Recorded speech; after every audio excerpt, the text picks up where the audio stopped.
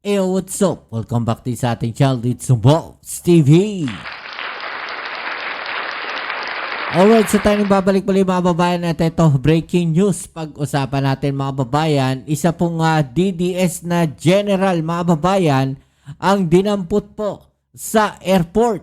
Yan po ang ating alamin ngayon at pag-uusapan. Pero syempre bago ang lahat, please don't forget to subscribe, like, share at comment dyan sa comment section.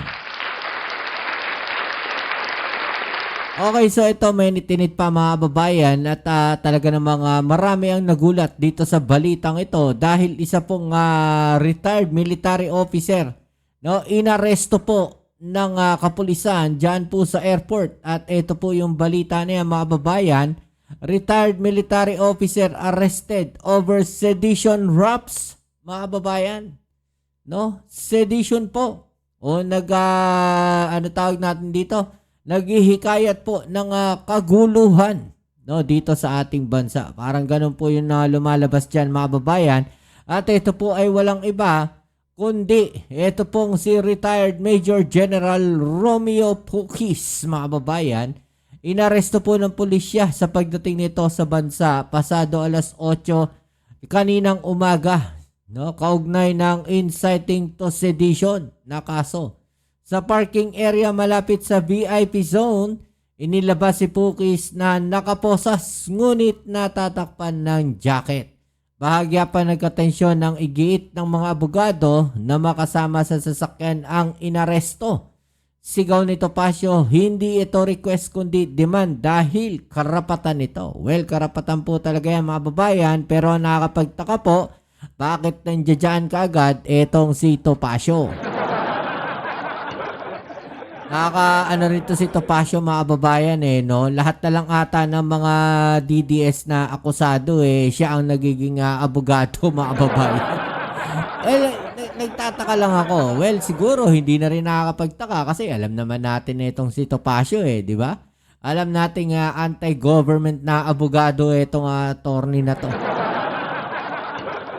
Sigaw naman ni retired Colonel June Metran, sundin ang proseso ngunit hindi nakapasok ang abogado mga babayan. No, hindi po yan nakapasok. At ito, panoorin natin itong balita na to mga babayan. Ito po yung nangyari kanina pag-aresto dyan po sa airport. Yan, no?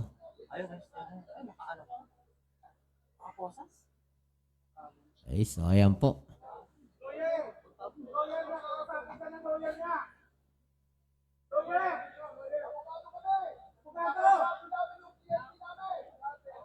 Lawyer!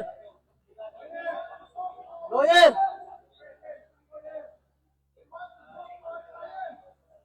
Lawyer! Lawyer!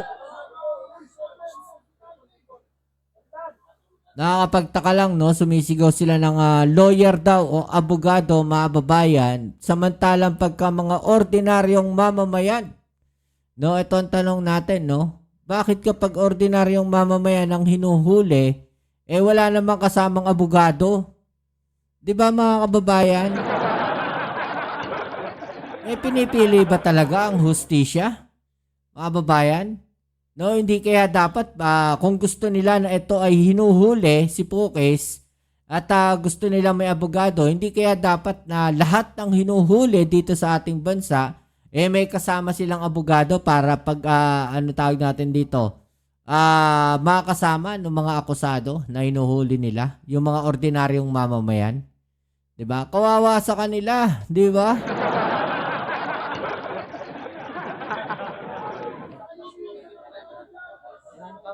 Sino kaya ay sumisigaw, no?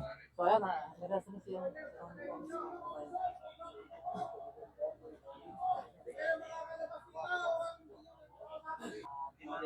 Pakinggan nyo ang aming kahilingan. Kayo ay isang alamin pinapasweldo lamang. Yung pula na yan, yung pula na... Huwag tayong susunod sa illegal na order. Legal order? Pakiusap lang namin. Paano naging illegal order kung may mga dokumento naman siguro yan ng pag-aresto, di ba? Hindi naman na-arestohin yan na walang mga papeles, mga babayan. So, nasan kaya yung illegal order ton?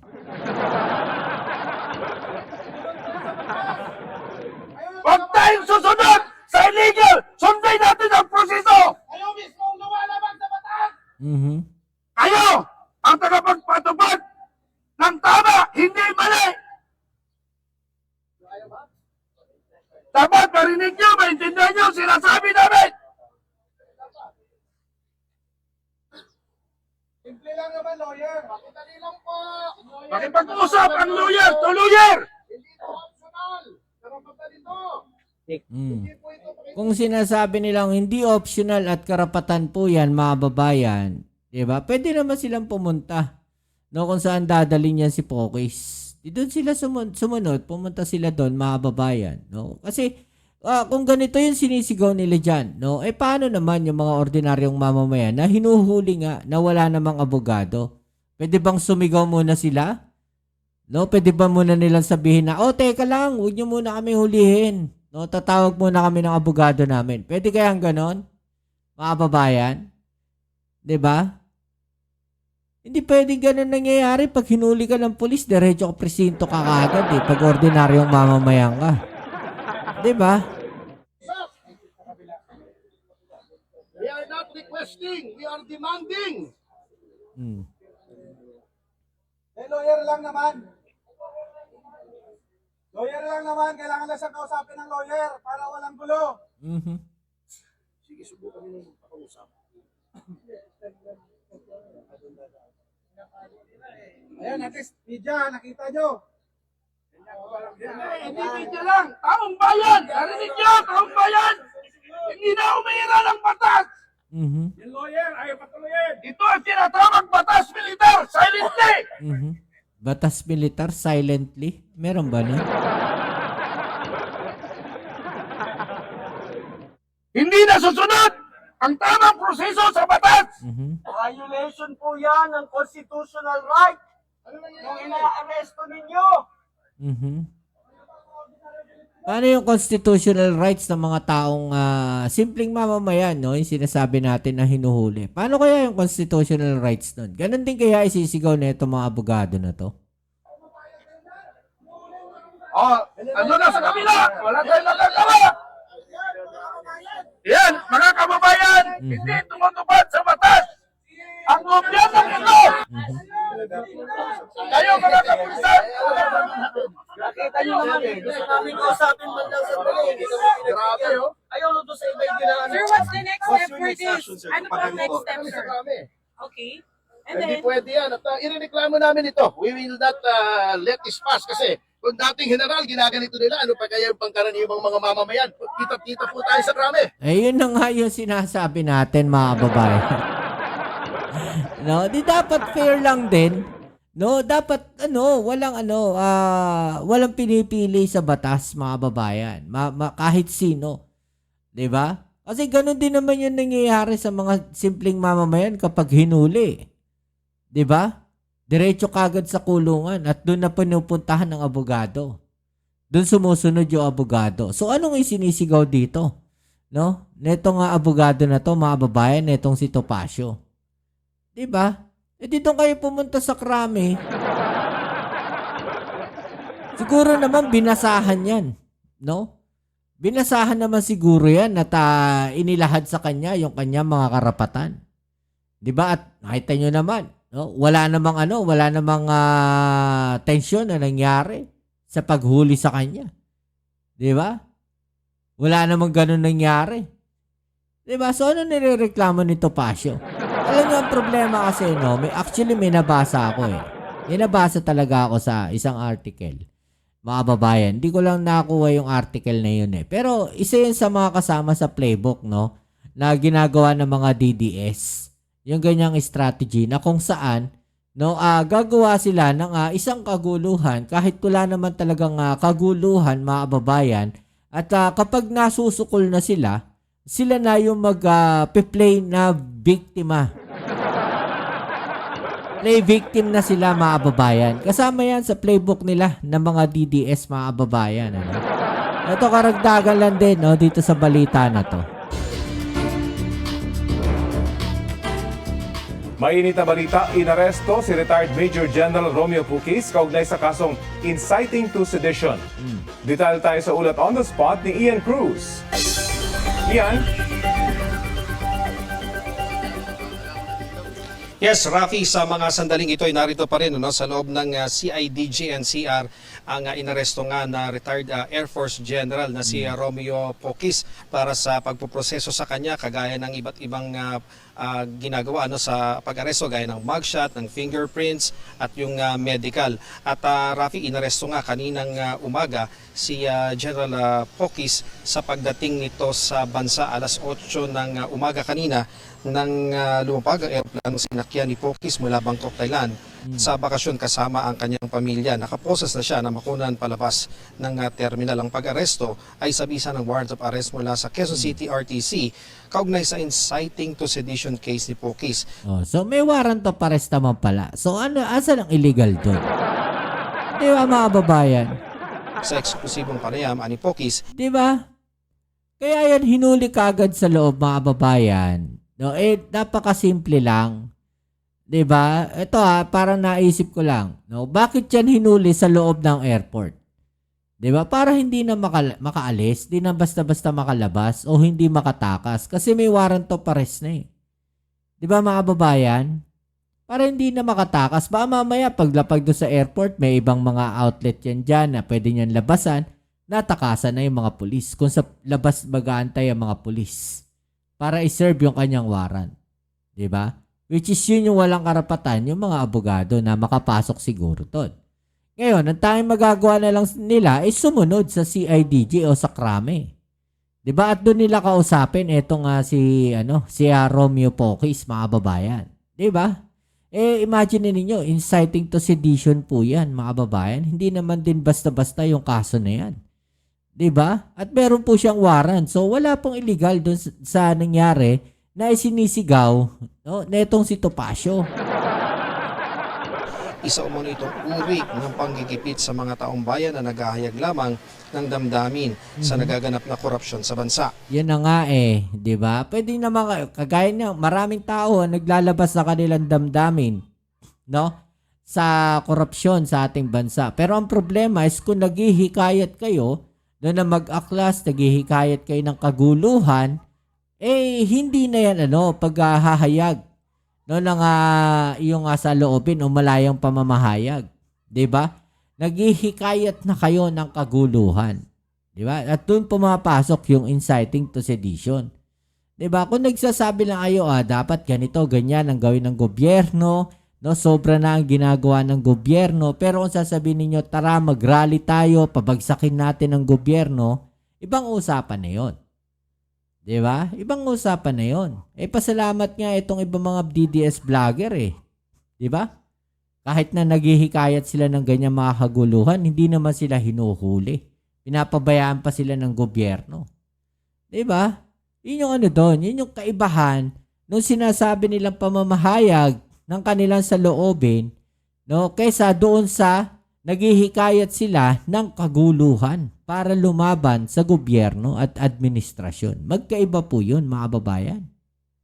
Paglabas ng terminal, naghihintay na ang sasakyan para kay Puquis. Nasa parking naman si Attorney Ferdinand Topacio at mga kasamang retiradong general ni Puquis. Sigaw nila dapat may kasamang abogado si Puquis sa sasakyan, bagay na hindi na napagbigyan.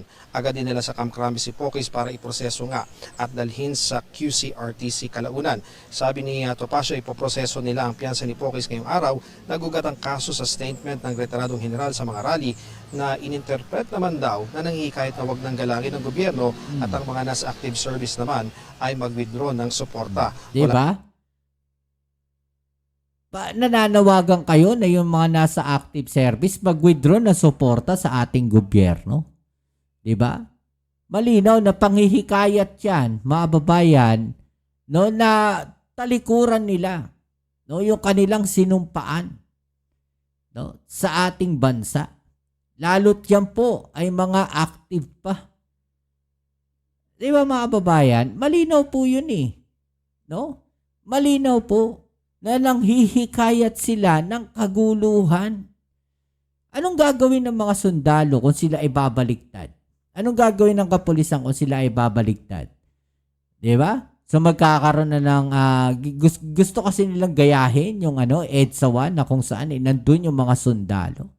O magkaroon ng isang rebellion sa ating bansa. 'Di ba? Parang ganun yung gusto nilang mangyari. Wala naman daw ganoon. Kinundi na rin ang mga kasama niya sa United People's Initiative ang umano'y panggigipit sa kapwa retired officer na nagpahayag lang umano ng damdamin. Narito ang pahayag ni retired Air Force General Pokis. Yun na nga eh. 'Di ba? Nagpapahayag lang daw ng damdamin pero nanghihikayat kayo ng kaguluhan. Inihikayat ninyo yung mga kasundaluhan, kapulisan na tumiwalag sa gobyerno ayon sa balita. 'Di ba? So, malinaw na may violation si Pokis pagka ganun po yung naging senaryo. Ito'y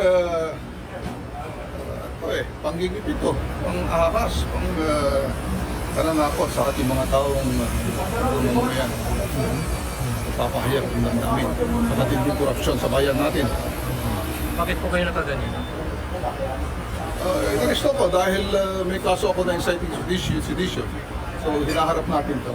Ayun naman pala eh. May inaresto siya. May kaso siya inciting to sedition.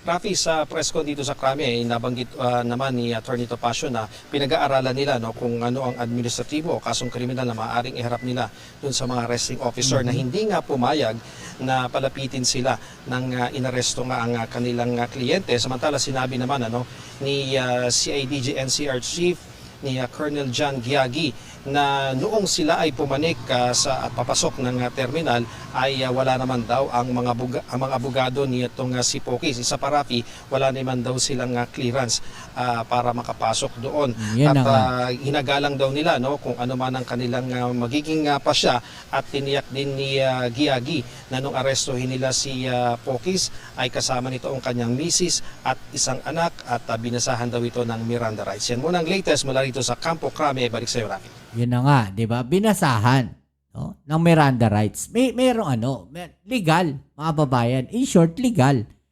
'Di ba? At saka at the same time, yung sinasabi ko, na hindi silang pwedeng pumasok doon. Yun nga yung sinasabi, wala silang clearance, mga babayan.